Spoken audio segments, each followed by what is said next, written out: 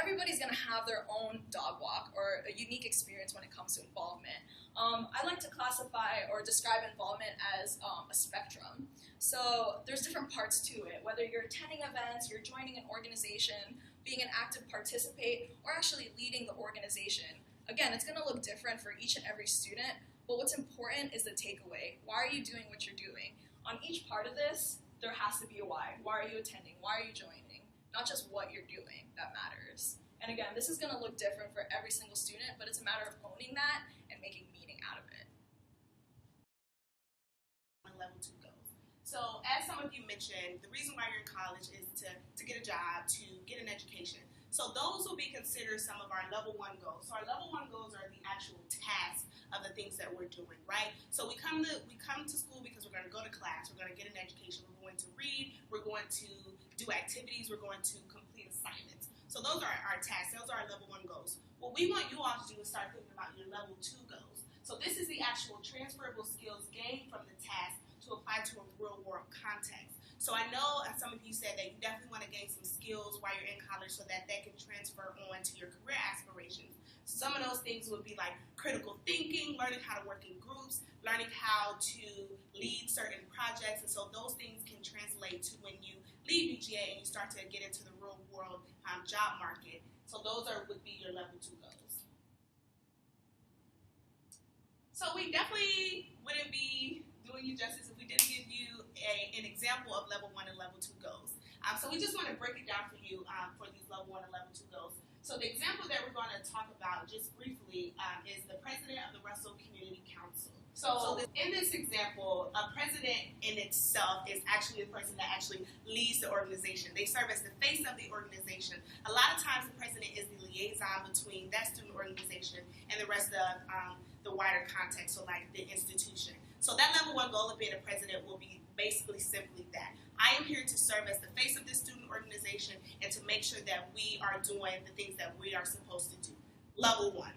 Level 2 would be this president of Russell Community Council, he wants to go off one day and he wants to be a lawyer. So he should start critically thinking about how the skills that he's gaining in his position as a president will relate to that. So going a step further, besides thinking about how he's the face of the organization, he has to start thinking about how he will be able to develop communication skills, organization skills, and delegating tasks, things like that. Because as a lawyer, he will be able to use those skills to make him successful in his position as a lawyer. I want you to start thinking about your why. Why are you involved in what you do? And I think Simon Sinek, who is a powerful speaker, he talks about it in his TED Talk about making meaning of things that you're involved in. It's not just about what you do or how you do it, it's why you do it. So we're going to show you a brief video about that, and then I'll go into a little more detail afterwards.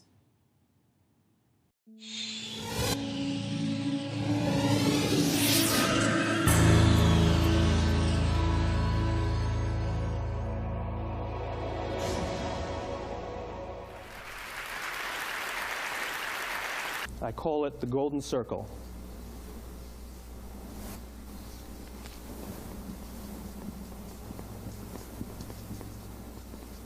Why, how, what?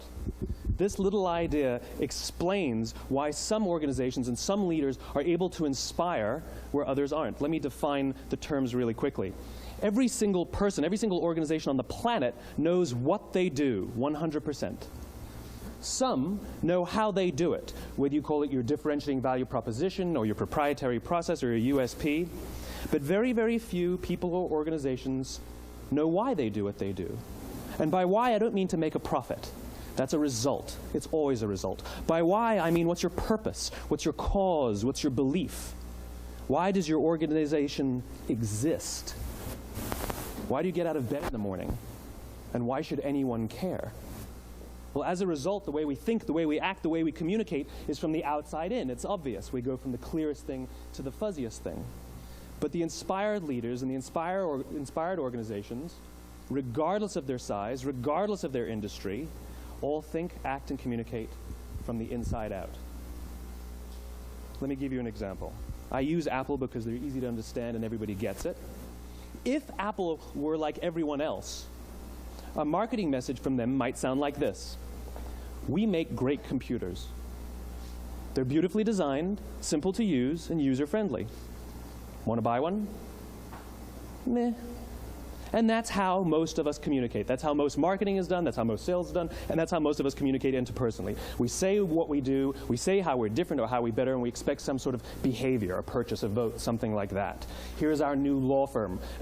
We have the best lawyers with the biggest clients. We have, we always perform for our clients, do business with us. Here's our new car. It gets great gas mileage. It has, leather seats. Buy our car. But it's uninspiring. Here's how Apple actually communicates. Everything we do, we believe in challenging the status quo. We believe in thinking differently. The way we challenge the status quo is by making our products beautifully designed, simple to use, and user-friendly. We just happen to make great computers. Want to buy one? Totally different, right? You ready to buy a computer from me?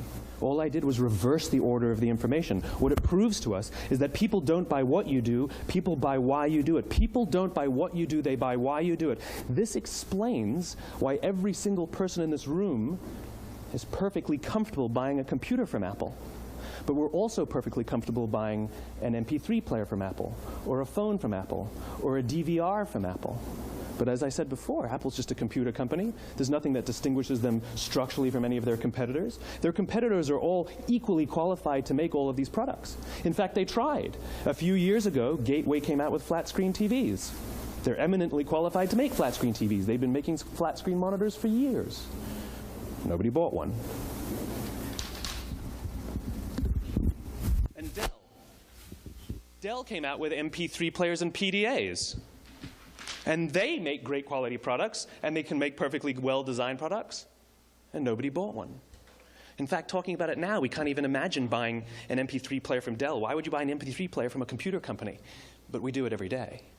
People don't buy what you do, they buy why you do it. When we communicate from the outside in, yes, people can understand vast amounts of complicated information like features and benefits and facts and figures.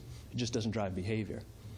When we communicate from the inside out, we're talking directly to the part of the brain that controls behavior, and then we allow people to rationalize it with the tangible things we say and do. So, I want to talk about involvement in two different aspects, being both quantitative and qualitative.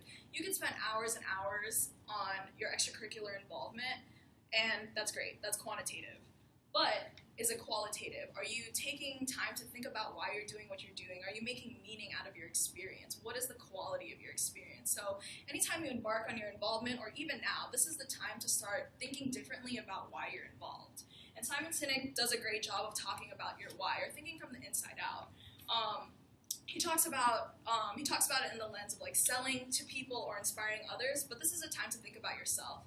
I want to challenge you to think of your why. Think about your current student involvement and how it's going to benefit you for the future.